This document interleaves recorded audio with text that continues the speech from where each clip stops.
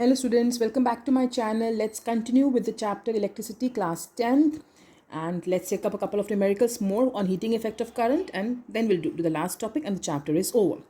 So मैं NCERT का ही question ले रही हूँ. बैक एक्सरसाइज है NCERT की, उसका क्वेश्चन नंबर 4 है. इंपॉर्टेंट है इसलिए ले रही हूँ. Question 4 back exercise.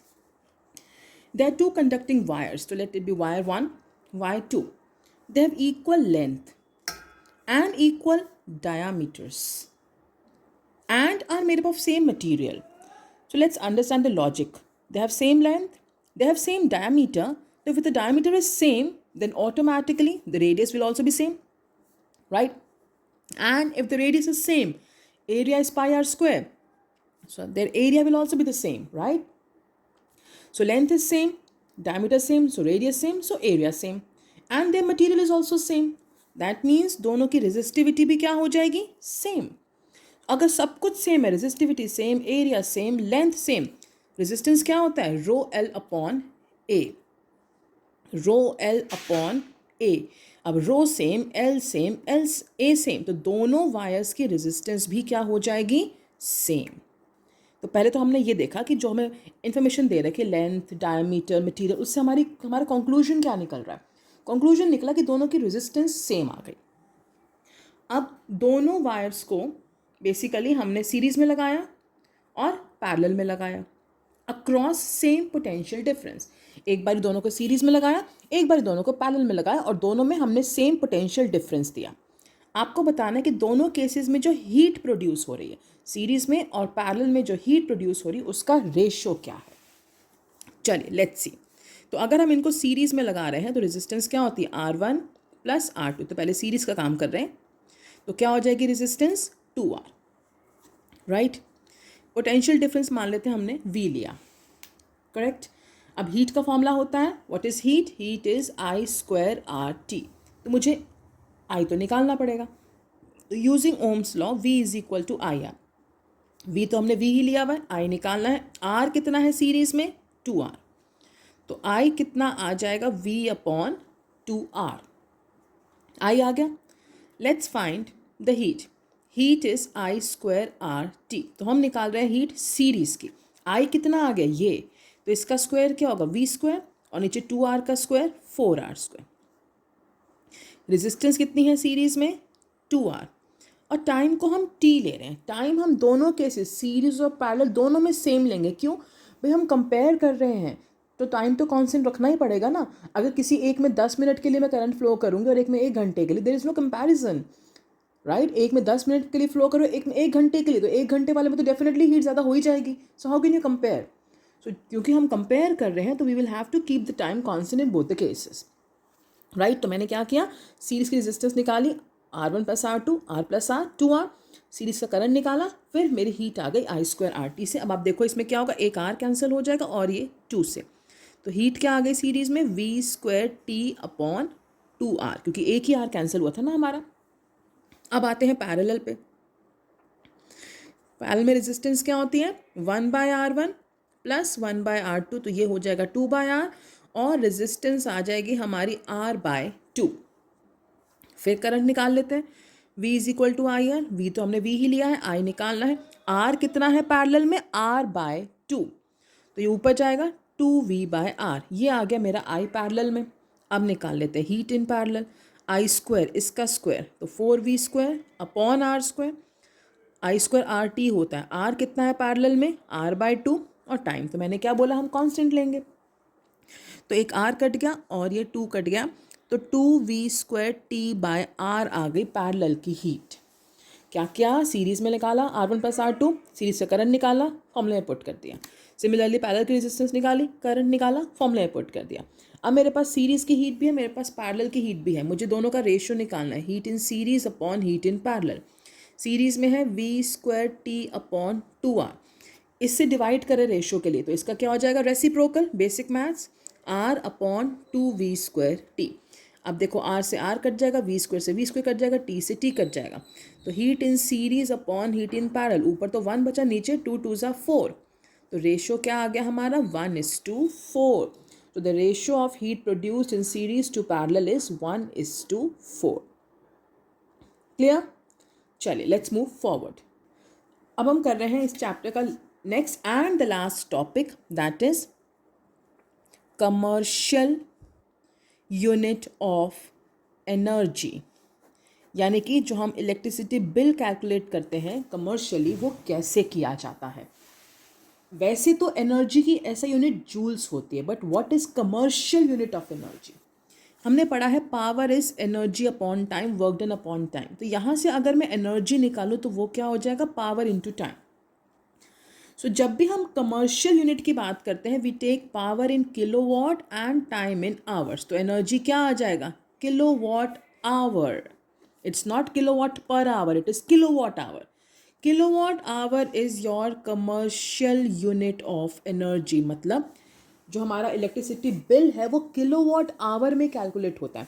कभी अगर आपने नोट किया हो तो people they come at your place and they take the electricity reading, बिजली की रीडिंग लेते हैं बिल निकालने के लिए। वो क्या काउंट करते हैं कि आपने कितने यूनिट्स यूज़ किए, 200 यूनिट, 300, कितने यूनिट यूज़ किए। यूनिट मतलब कितने किलोवाट आवर्स यूज़ किए। तो 1 unit of energy use, electricity use is equal to 1 kilowatt hour. So वो यही कैलकुलेट करते जाते हैं कि आपने कितना किलोवाट आवर कंज्यूम किया है, उससे आपका बिल कैलकुलेट होता है। तो हमारा इलेक्ट्रिसिटी बिल हमेशा किलोवाट आवर्स में कैलकुलेट होता है। तो कभी भी क्वेश्चन में लिखा है कितनी इलेक्ट्रिकल एनर्जी कंज्यूम हुई है या कितना बिल आएगा, तो हम हमेशा पावर को किलोवाट में, टाइम को आवर्स में करेंगे। बाकी सारे केसेस में पावर वॉट में रहेगा और टाइम सेकंड्स में, but only in these 2 cases if it is mentioned calculate the electric energy consumed और कैलकुलेट द इलेक्ट्रिसिटी बिल, दोनों ही केसेस में आप पावर को किलोवाट में लेंगे, टाइम को आवर्स में ना। ये है तो कमर्शियल यूनिट, लेकिन है तो एनर्जी ना। एनर्जी की यूनिट जूल्स भी होती है। तो दोनों यूनिट्स में, जूल्स और किलोवाट आवर में कुछ तो रिलेशन होगा। तो एग्जाम में काफ़ी आता है, give relationship between SI unit and commercial unit. तो क्या है relationship between SI unit and commercial unit, let's see. Now 1 kilowatt hour, अब किलोवाट को मैं लिख सकती हूँ 1000 वाट और आवर्स को मैं लिख सकती हूँ 3600 सेकेंड, क्योंकि हम एसआई निकालना चाह रहे थे, हमने उसको एसआई में ही कन्वर्ट कर लिया। अब देखो आई एम कंबाइनिंग दिस, तो 1000 और 3600, 3.6 इंटू 10 पावर 6, क्या बच गया साथ में, watt second. And what is actually joule पर सेकेंड, हम पावर वाले वीडियो में ये कर चुके हैं, कट गया।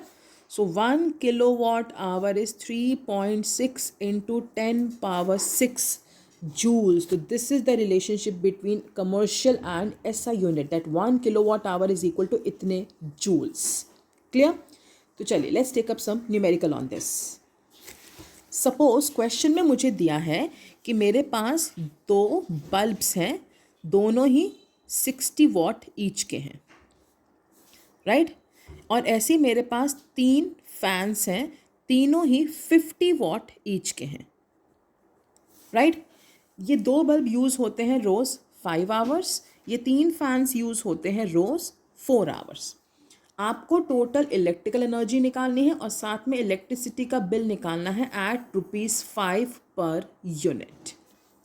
क्या बोला क्वेश्चन में कि 2 बल्ब हैं 60 वॉट ईच के, यूज 5 आवर्स डेली, 3 फैंस हैं 50 वॉट ईच के, use 4 hours daily, calculate the electricity bill eight so and so rate for the month of जून। ठीक है, तो लेट्स सी क्या करेंगे इस क्वेश्चन में। तो पहले का काम करते हैं, पावर 1, 2 बल्ब है 60 वॉट के, तो 2 इंटू 60 क्या हो जाएगा, 120 वॉट। लेकिन मैंने क्या बोला, इलेक्ट्रिसिटी बिल निकालने के लिए पावर को किलोवाट में कन्वर्ट करना है, तो हम क्या कर रहे हैं, डिवाइड बाय 1000, तो पावर क्या आ जाएगी 0.12 किलोवाट। टाइम कितना है 5 आवर्स। एनर्जी क्या बताया मैंने, पावर इनटू टाइम, तो इसकी एनर्जी कितनी आ जाएगी, power into time 0.12 into 5, that is 0.60 kilowatt hour, correct? ठीक है, क्या किया मैंने, पावर निकाली, 60 इंटू 2 किया, उसको किलोवाट में कन्वर्ट किया, फिर energy is power into time. Let's come to the second, इसकी पावर क्या हो जाएगी, 3 फैंस हैं 3 इंटू 50, 150 वॉट, लेकिन हम डिवाइड बाय 1000 करेंगे किलोवाट में करने के लिए, तो 0.15 किलो वॉट। और इसका टाइम मुझे दिया हुआ है 4 आवर्स, तो क्या आ जाएगी इसकी energy, energy is power into time, power कितनी आ गई 0.15, टाइम है 4, ये भी बाय चांस हमारा 0.60 किलोवाट आवर आ गया। तो क्या किया मैंने, पावर निकाली, क्योंकि इंटू 2 करा, 2 बल्ब से, डिवाइड बाई 1000 के किलोवाट में आ गई, टाइम था 5 आवर्स, एनर्जी निकाली, पावर इंटू टाइम। ऐसे यहाँ पे 3 फैंस थे तो इंटू 3 किया, 150 हो गया, डिवाइड बाई 1000 के किलोवाट में कन्वर्ट हुआ, टाइम था 4, पावर इंटू टाइम से इसकी भी एनर्जी आ गई। अब टोटल एनर्जी क्या हो जाएगी, 0.6 प्लस 0.6 1.2 किलोवाट आवर। लेकिन हम किसके लिए बात कर रहे हैं, for the month of June. जून में होते हैं 30 डेज, तो 1.2 into 30 that is 36 kilowatt hour. अब हमें बोला कि 1 यूनिट 5 रुपये का है, तो बिल कैसे निकलेगा, मैंने क्या बताया, 1 यूनिट इज़ 1 किलोवाट आवर। तो अगर 1 यूनिट 5 रुपये का है तो 36 यूनिट्स कितने का होगा, 36 into 5 that is 180 rupees. So 2 bulb और 3 फैन 5 या 4 घंटे अगर हम यूज़ करते हैं रोज़, तो हमारा कितना बिल आएगा, रुपीज़ 180। क्लियर। तो पावर किलोवाट में कन्वर्ट करो, टाइम आवर्स में ही है, एनर्जी निकालो, ऐड कर दो टोटल, अगर जो भी मंथ बोला उसके डेज से मल्टीप्लाई करो और बिल निकाल लो। Clear.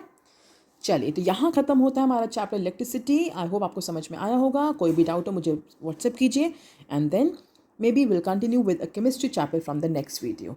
Take care all of you. Bye bye.